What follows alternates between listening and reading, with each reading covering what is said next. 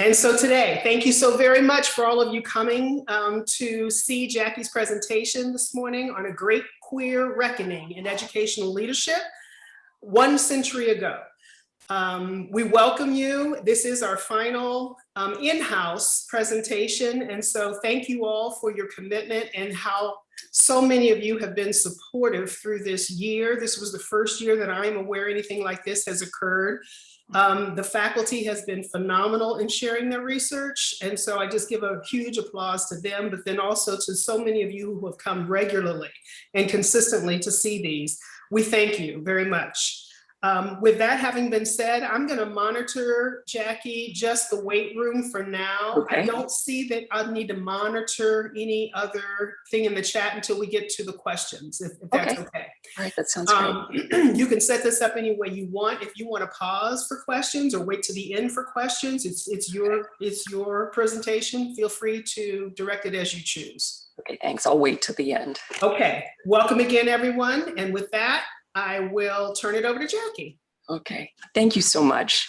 And I have to say that this series has been phenomenal, and I feel honored to have been included as a part of it. So thank you for that. Well, thank you for being a part of it. Well, before I launch into my topic, what I want to do is give you just a little bit of personal context. So I was a high school physics teacher for about 5 years. This was me in the mid 1980s. I could have been the 1880s. This was my first year of teaching. I had a great time doing my work. It was hard. It was hard as everything, but I loved it. And just before my last year of teaching, I came out. And that changed everything, of course. My district didn't quite realize that at first, but as it started to dawn on them, things started to shift pretty quickly.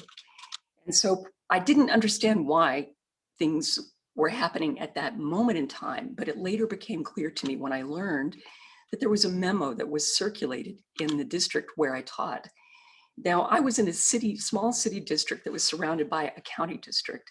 And this happened in the county, where in a church, one of the local churches, there was a bulletin that was released to be on the lookout for what I will say today as queer educators. Now, there were a number of concerns in this memo, but as you can see here, 3, 4, and 5 were at the top of the minds of the people who wrote it. They wanted to get rid of homosexual teachers because they had just learned that there were some in all of the schools of the county, including my district. And as you can see, this must be stopped. And also they were very concerned about AIDS at that time. It was just as the AIDS pandemic was really taking off like crazy. And not only that, but this memo insisted that one way of checking to see if faculty might be queer was to see if they had any sort of way about them. And what that usually meant is men who seemed at all effeminate or women who seemed butch. And in the case of my school, my high school where I taught, women who wore khaki pants at that time were considered to be manly and suspect, and one woman got suspended. So it was grim. I was lucky enough to be able to be admitted to a doctoral program at University of North Carolina at Chapel Hill. And I had some time to ponder what had happened. So in the years since then, I've written some books. My first book was a history of women in the superintendency, or rather why we don't seem to have them today that much. My second book was a history of what I'll say today as queer educators. And then I have some other work in between.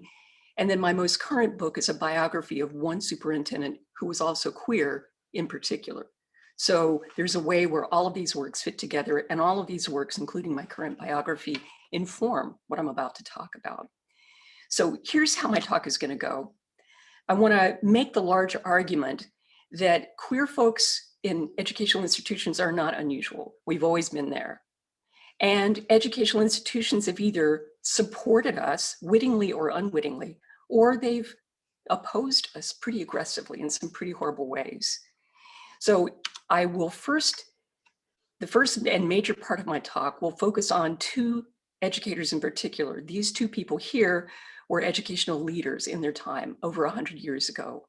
They were both superintendents of Chicago schools. George Howland was one, and he's on the left, and Ella Flagg Young is the person I'm writing my biography about now, and she was after him. Then after I talk about a shift that happened at that time, I'll talk about some data that'll support the shift that happened, so it doesn't just seem like what I'm presenting is only anecdotal.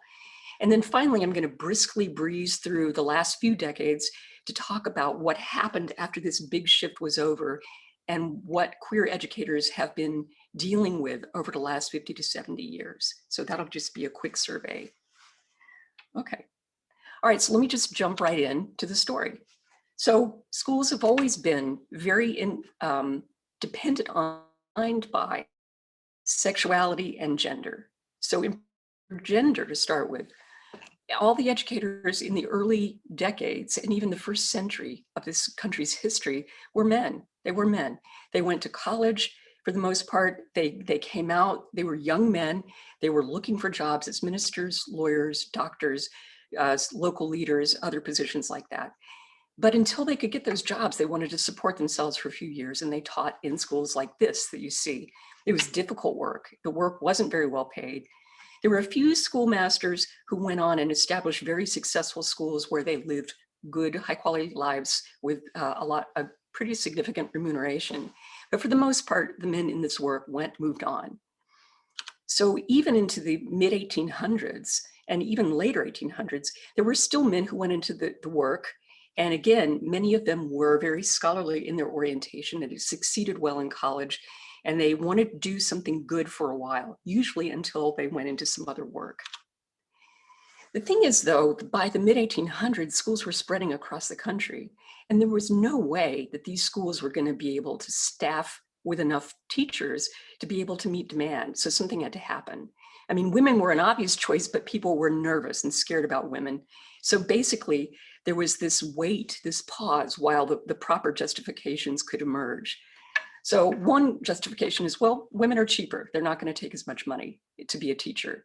So in fact, when women started teaching, they got salaries that were 1/3 or 1/2 of what men got. Then there was the justification that a lot of women wanted to have something to do with an education, or they needed to have something to do with an education. And the thought was, well, if they could justify getting an education by becoming a teacher, that would work for everybody. Women would be able to say that they had a reason to get an education. They'd have a job that would be ready and waiting for them. And that seemed nice too. But I guess one of the most compelling arguments was offered by Catherine Beecher, who said that really we should let single women teach because they're going to get married and have children anyway, and teaching is going to be the best way to prepare them for this work. So that was one of the later arguments offered, but once it was offered, it was used the most, and it seemed to be very compelling for policymakers. So in the years that followed, women flooded into the work. They didn't cost as much. Communities really like that. They didn't cause too much problem. Men tended to push back against local leaders a little bit more. Women teachers didn't quite so much. People liked that. There were all sorts of reasons that women teachers were desired, especially unmarried women teachers. So this is a picture of students at a normal school class. And initially there were some men in these classes. That was at Bridgewater. This is at Howard University. You see lots of women and a few young men who are preparing to become teachers. But over time that changed.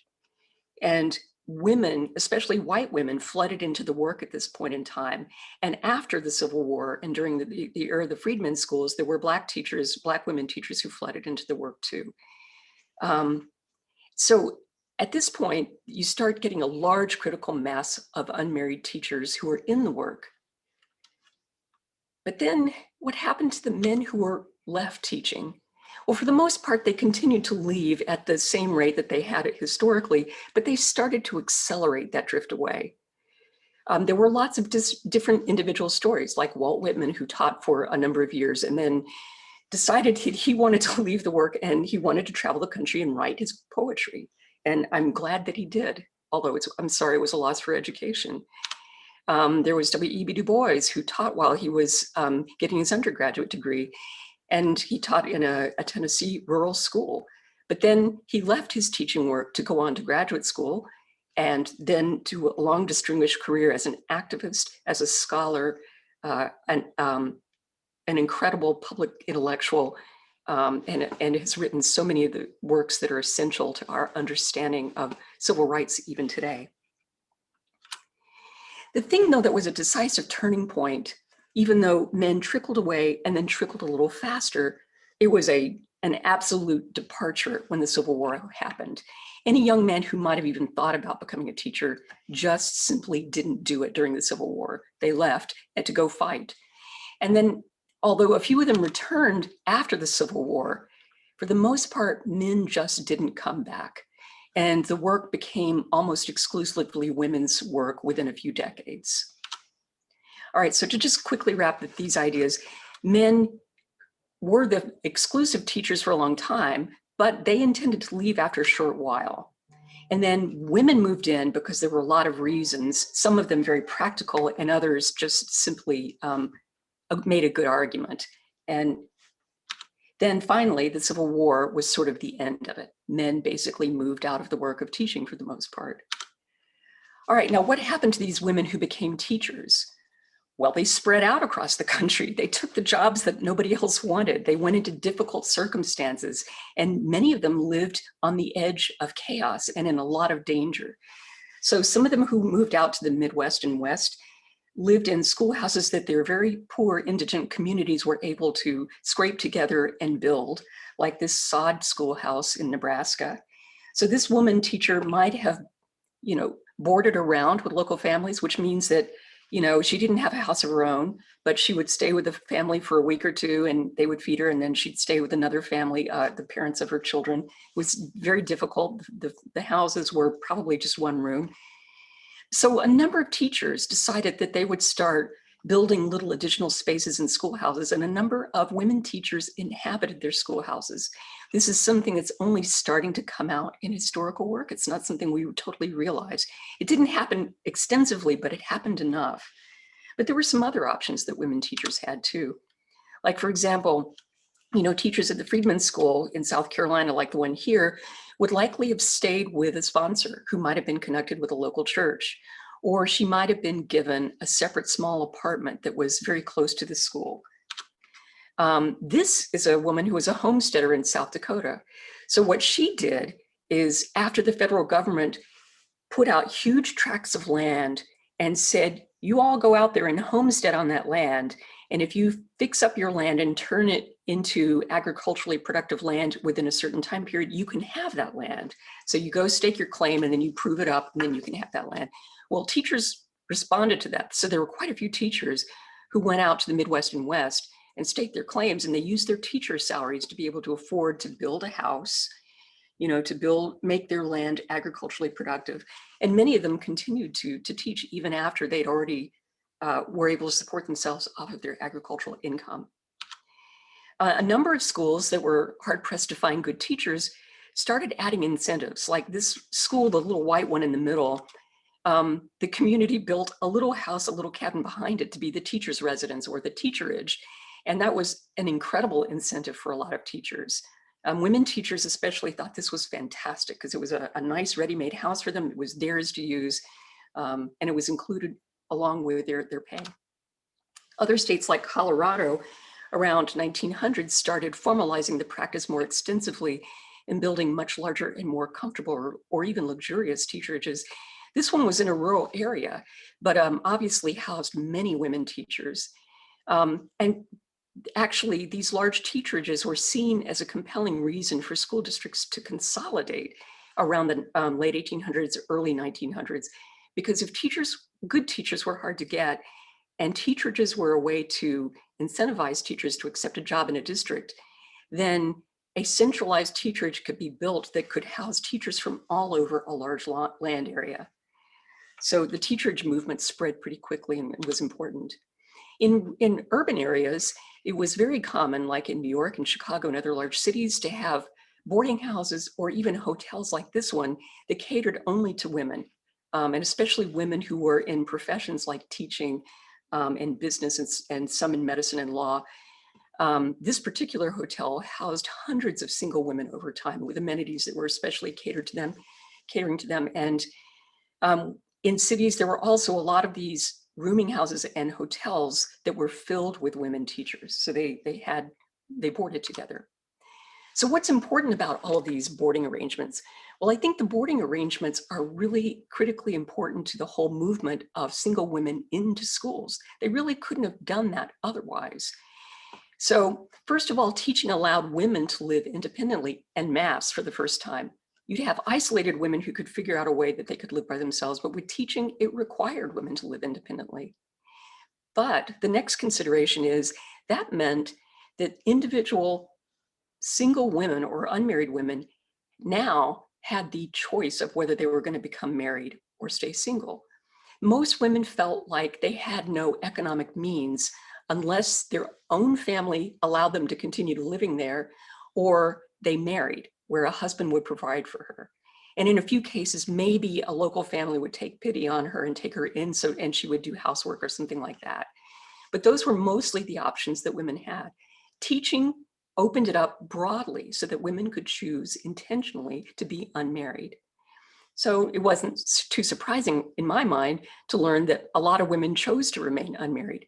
Now, there are some who never got marriage proposals, but there were a lot of them who did, and they simply chose to remain unmarried. And of those, a few of them did choose to center their lives on women rather than men. And I'll talk about that more extensively later. The practice of having unmarried women teach was so important that by the late 1800s and early 1900s, many districts formalized the practice by instituting policies that prohibited married women from teaching. So long after unmarried women had taken over the work, then it was at that point that a lot of districts formalized the practice and instituted what are called marriage bars to keep married women out. So those are important developments up to that point. So you see, education essentially supported the rise of women who might conceivably choose the possibility of being independent, self-supporting, not getting married, and maybe even centering their lives on other women. All right, so I think it's interesting to look at the data. This data is compiled by the US Census Bureau. We don't have this information before 1870 because the US Bureau of Education also helped compile this information, and the US Bureau didn't exist before then. But if we'd had data before this, let me see if I can get my mouse. Can you see my mouse at all? Okay. If the data had extended beforehand, what would have happened is women's rate would have been higher during the Civil War, but then it would have been much lower, down to vanishingly small and zero before that. So there was a really fast uptick here in women's participation in teaching that we don't get to capture in this chart. So anyway, the Civil War ends, some men come back, but then they decided, no, we're not doing that. And then the rate increases and peaks around 1920, where, almost 90% of all teachers were women, period. Another thing that is really critically important to notice, though, is that most of these women, as I've been saying, were unmarried women. There were a few isolated married women here and there. But in the year 1900, I'll just look at that year. If you look at the numbers of unmarried, widowed, and divorced women, they accounted for 95% of all teachers that year. So it's clear education work supported unmarried women and the possibilities that opened for them because of that. All right, so what did the men who chose to remain in schoolwork do?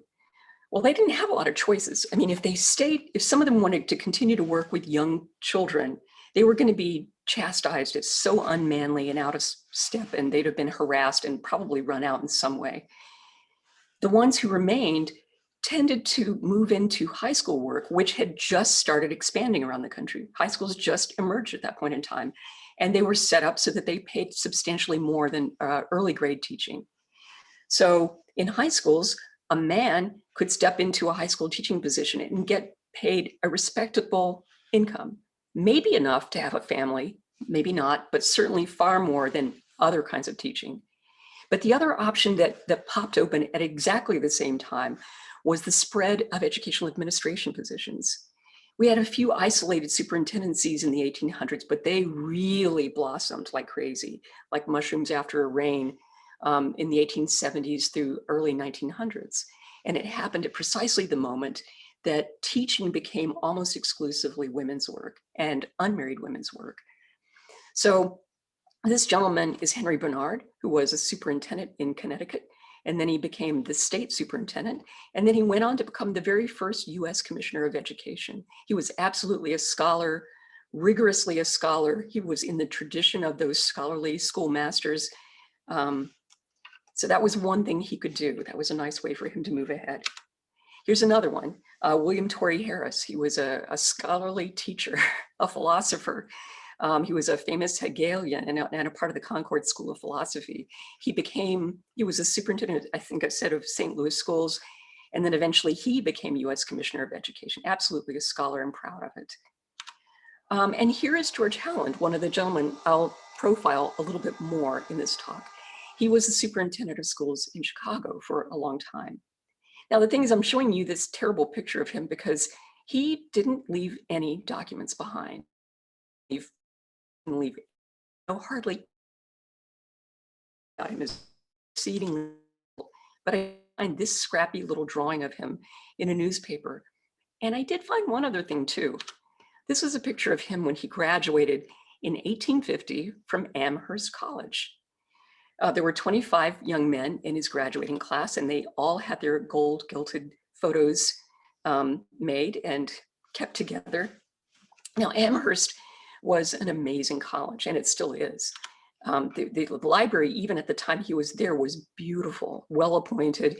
And the young men who attended Amherst read voraciously. They were known for being quite literary and involved in literary discussions.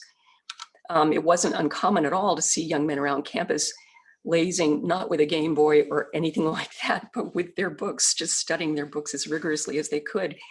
And always wearing these suits. That really wasn't just a one-off. As you can see, this is how they tended to dress around campus. Maybe not always with the top hats, but there they are.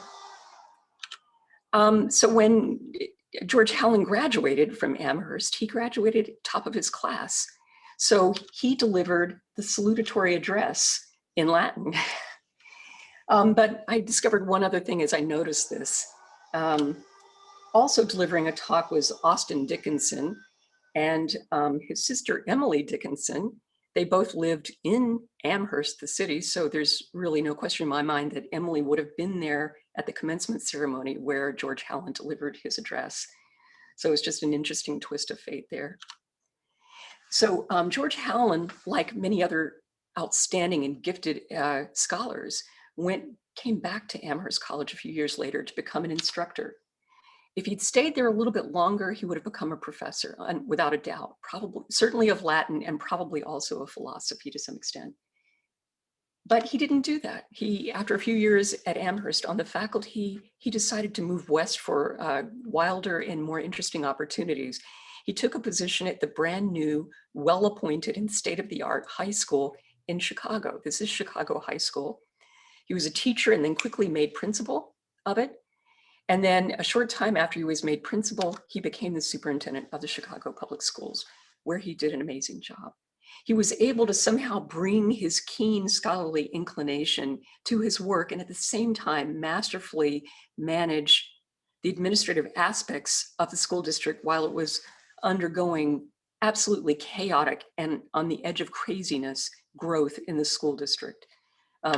The city of Chicago was on an exponential growth curve at that point in time, and he was there during the thick of it. So Howland was beloved by virtually everybody. Not everybody, of course, but virtually everybody. And the men in the district in particular appreciated him so much that while he was still alive, they started a club, the George Howland Club. They met once a month and had dinner, and carried on for a while and drank a little bit. Probably smoked a cigar, but then they would have lectures that would be of scholarly interest. And if they were lucky, they could talk him into joining them. But that was a show of respect. The suspect comes next, though. What happened next is that in 1891, his health had declined because the job absolutely took a toll on him. And he was found in his room in his boarding house by friends who saw him slumped over in his reading chair with a book that he was working on dropped in his lap, and he'd had a heart attack. So he lived in a boarding house with a number of other men, And they were all his friends, and they checked on him, and he had just been hanging out with a number of his male friends the day before. They'd gone into a nice parade and done some nice things. And the community was devastated when he died. So the question then was, how do we memorialize this guy? How do we talk about the fact that he wasn't married? There were a number of attempts at this, and I think that the most eloquent one was simply, he never made a home of his own, but the few homes he frequented were enriched by his presence. So he wasn't besmirched for being single. He was just understood as, of his time, a very scholarly man, not very physically fit or anything, but a great administrator and a beautiful thinker. The thing that I think is really quite significant, though, is that he was the last unmarried male superintendent in Chicago. From there on out, Chicago would specifically look for men who were married, and they would specifically look for men who seemed more manly and who were not so scholarly. But it wasn't just Chicago that was doing this. This was happening all over the country. I think that this anecdote sort of helps confirm at least a little bit of this trend. This is the president of the New York City School Board a couple of decades later, when he's describing what he considers to be the ideal superintendent type. And though I know you read, I'm going to read it anyway. Let him first be a man. Red blood, hard muscle, virile speech, manly manners seem to me indispensable in the head of a school system. The traditional pattern was spectacles, like a scholar. The scholar's stoop, the parchment skin, and the painfully proper speech, chastely devoid of slang and expletive, the type strictly devoid of variation from the conventional, has had its day.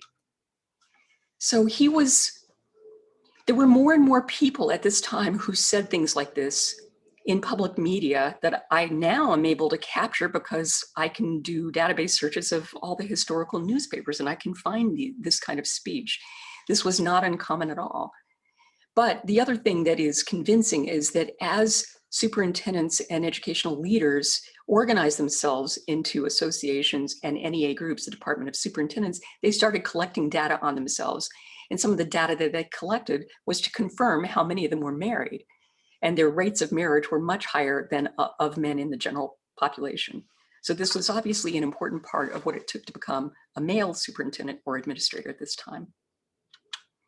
Okay, so to sum up these quick points, men, as the profession was filled more with women, and as some people said, it became feminized, men then left education, or they moved into high school teaching or school administration, both realms that had just been created as women were taking over the work.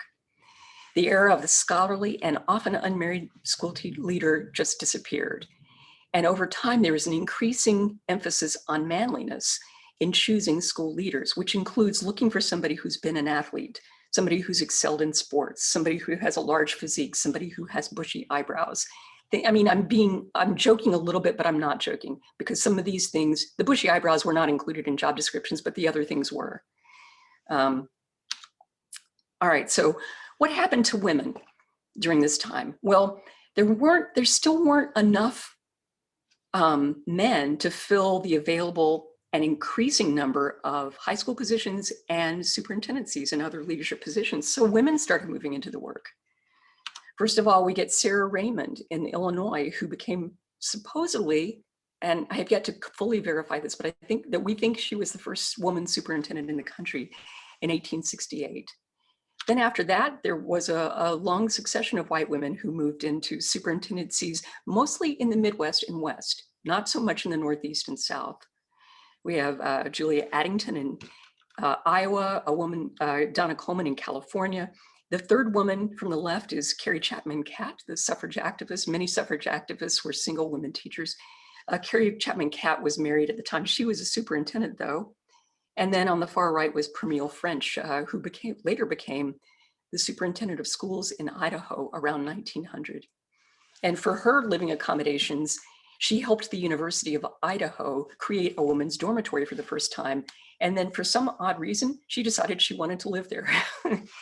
So we have women educators who are figuring out their living arrangements. All right, so what did this look like numerically? Well, the data is spotty and it wasn't systematically collected, but by cruising through US Bureau of Education reports systematically, I've been able to piece together a few data points that they compiled. And we see that there was a really quick uptick in the rate of women in county superintendencies from 1896 to 1913. So it almost looked like for a while, if people weren't careful, women might take over school leadership just like they'd sort of taken over teaching positions. And caught up in the frenzy of this is the second person I'm going to speak a little bit more about, the person whose biography I'm writing, and that is Ella Flagg Young, who became superintendent of Chicago schools in 1909. And a year later, she delivered her address where she said, women are destined to rule the schools of every city, and sort of claiming an inevitability of it because the uptick was so strong and it seemed that women's rights were at hand. So let me just say a little bit more about who Ella Flagg Young was. She not only was the first woman to be a superintendent of a major school district, she was the first woman to be a full professor at a research university. She got promoted to full professor at the University of Chicago in 1901. She later went on to head a higher education institution that became Chicago State University. And then in addition to that, she was elected president of the NEA, which I'll talk about in a moment. But she started out when she was 16 as a teacher. And as in her early years, she started after George Hallen had just arrived. In fact, when she wanted to be admitted to a normal school program at the Chicago High School, George Hallen was the person who gave her her entrance examination. And so he asked her to recite a poem.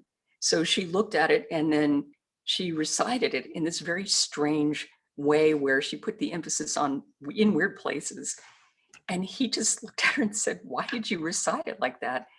And she said, well, this poem was just too easy and too steady. And I thought it needed to be spiced up.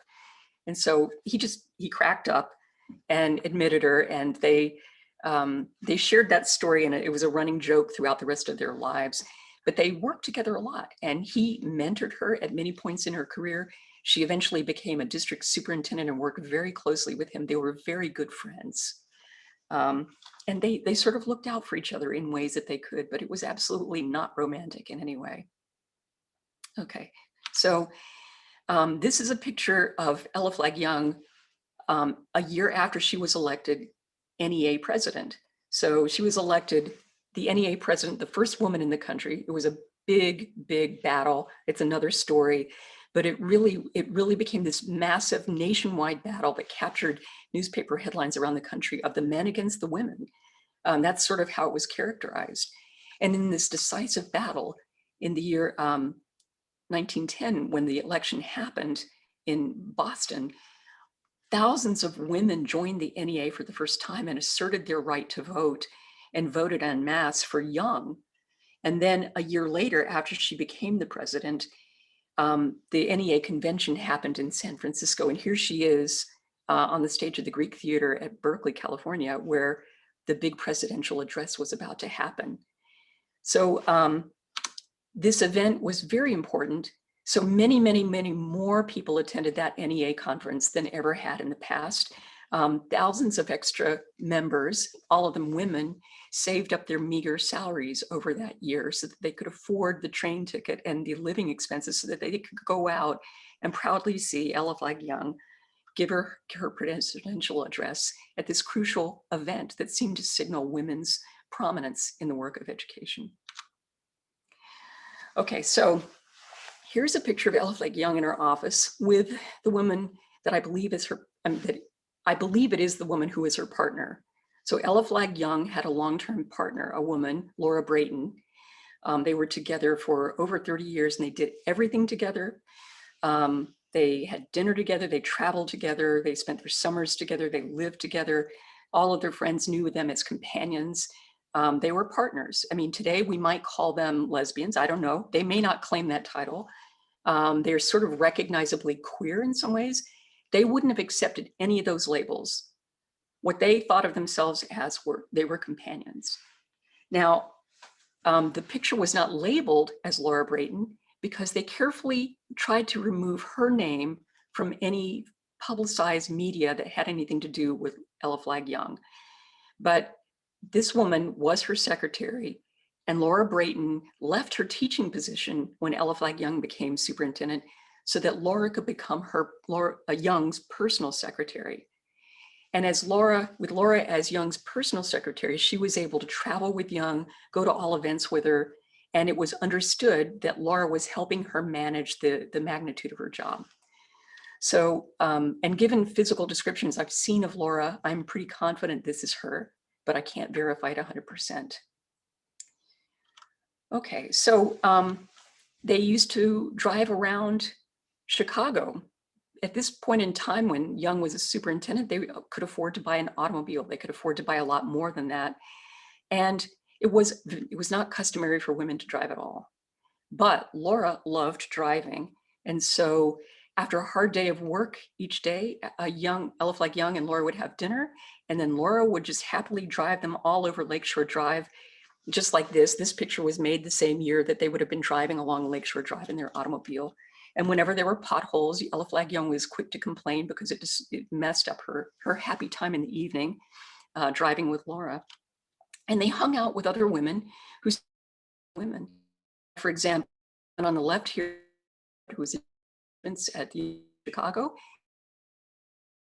Nisba Breckenridge, who was a very distinguished professor of social sciences and a great social activist, later became Dean of Humanities and Liberal Arts at the University of Chicago. They were companions and lived together for a long time. Laura and Ella also hung out with Jane Addams and Mary Rosette Smith. So Jane Addams of Hull House fame, and many people think the start of organized social work in this country.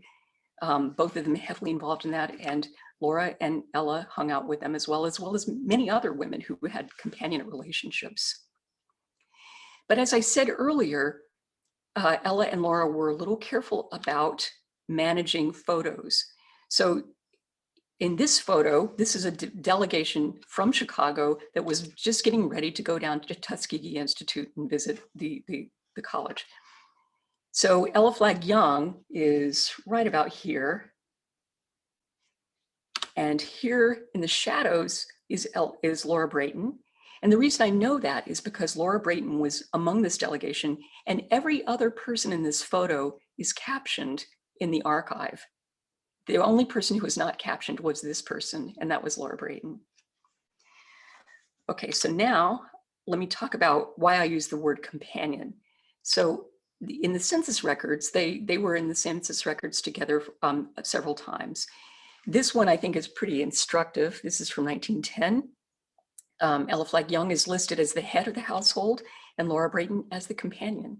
So that is the term they would have offered. Now, I wasn't sure if this was a broadly used term, so I did the dumb thing of going through lots and lots of pages of the census to see if I could see anybody else who was a companion. Then I smartened up and used a search term, and it just didn't come up.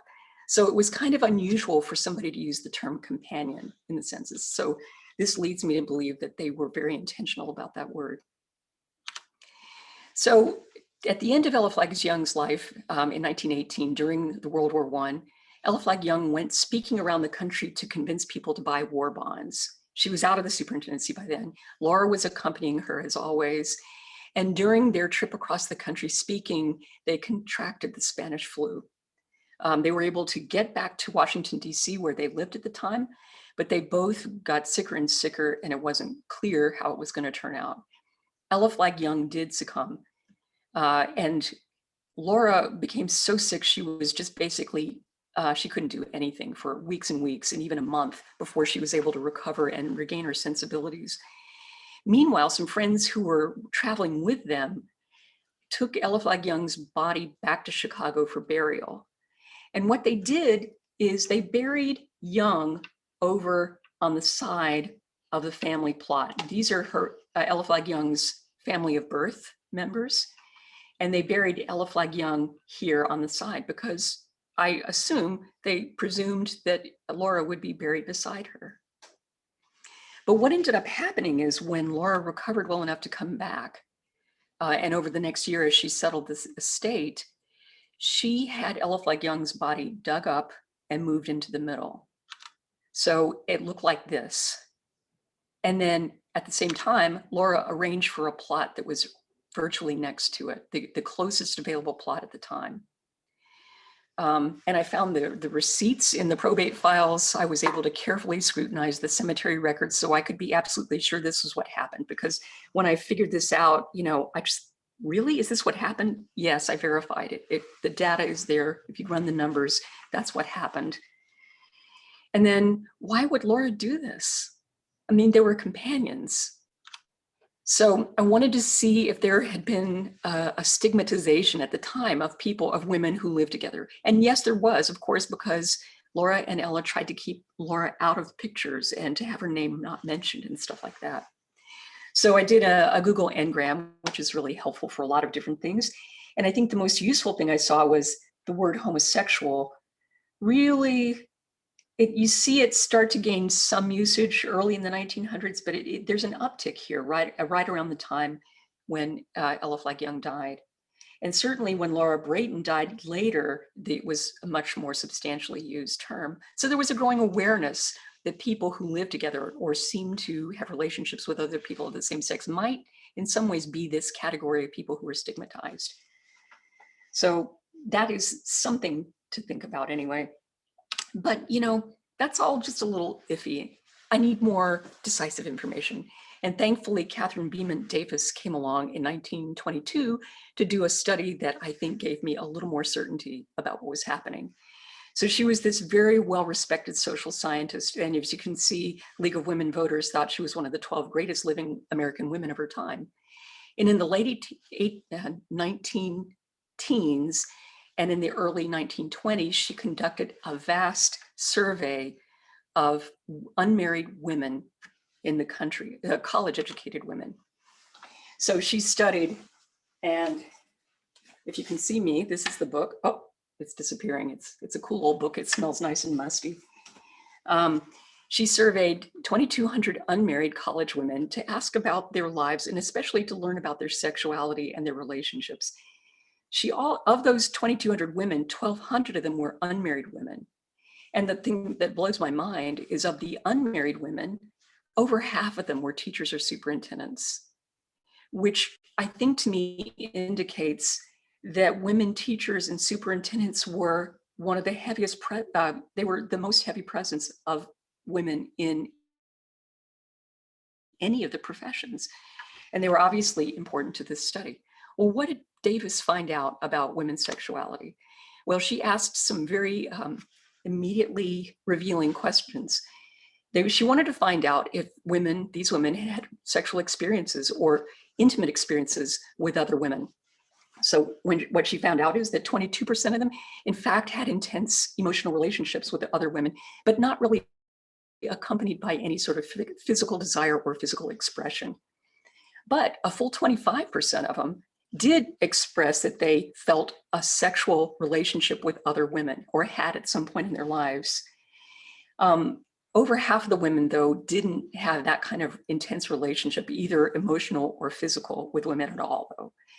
But anyway, in those three categories, if you look at category 2 alone, where you have 25% of the women who express that they have had sort of a sexual desire that was manifested in some way, that means that if 52% of the teachers and superintendents are, 52% of the single women are teachers and superintendents, and of those, 25% of them had sexual experiences, that means 13% of all the unmarried women sampled were teachers or superintendents who'd had or recognized their relationships as sexual. So that figure probably indicates that there was a greater percentage of such women in the work than might have been expected at that period in time. Interestingly enough, in decades later, the Kinsey reports would bear out similar information, but I won't go into that now. All right, so with information like Davis's report and other work and the awareness of homosexuality increasing in public, there started to be a push to drive unmarried women out of the work of education. Now, part of the reason I think was a very good and legitimate, let me say that wrong, that came out wrong. There were still marriage bans in place in the early decades of the 20th century. So a lot of married women wanted to teach and they thought it was unfair that they were being banned. So I think it was fair for married women to ask for those bans to be removed. That's just simple equity. and fairness. But then what happened is, as districts started to remove their marriage bans, the proportion of women who were married who moved into the work of teaching increased, as you would expect. But then it continued to increase above the rate of married women in the general workforce. And in fact, it almost doubled the rate of married women in the general workforce. So if you would expect it normally to have matched the rate of married women in the workforce, that seems reasonable. But if it nearly doubles that rate, something else is going on. So I think, and as I've argued in my previous work, that a lot of the rationale has to do with this very large change in the public discourse around unmarried women. They were stigmatized as spinsters, as old maids, as deviants, as poisonous, as mentally ill, as preying on children. There were all of these terms that were used that became increasingly difficult over time. But the bottom line is, unmarried women left the work. So I find this very interesting because, of course, as I said earlier, Catherine Beecher argued that teaching was a profession that prepared single women for marriage and motherhood. But a century later, the whole discourse had changed so that teaching was work. Marriage and motherhood made a person much better able to become a teacher. So instead of putting single women first in preparation for marriage and motherhood had, by that discourse at that time, made a woman better qualified to be a teacher. So it had completely reversed. Okay, so the bottom line here is that now we have this shift. The day of the unmarried educator is gone. We see this decisive shift in the demographics of schoolwork. And then at this point, things become much more explicit and ugly in public discourse for the rest of the 20th century and even into the present. So I'm just going to flip through a couple of slides very quickly to just breeze through to give you a sense of what's happened since then. After World War II, we have Joe McCarthy, and not only the communist witch hunts, but also the Lavender Scare, where he tried to hunt out homosexuals as well. And in Florida and California, we see commissions who are appointed to get rid of so-called homosexual teachers. Queer folks fought back, but we know most publicly about the Stonewall March in 1969, and then the parades that followed afterwards as queer folks tried to identify publicly. And as they did, there were some new challenges that presented for teachers. And a number of teachers around the country who were thought to be so-called homosexual or gay were fired. Some of them fought back and brought lawsuits like these that I put here in famous cases.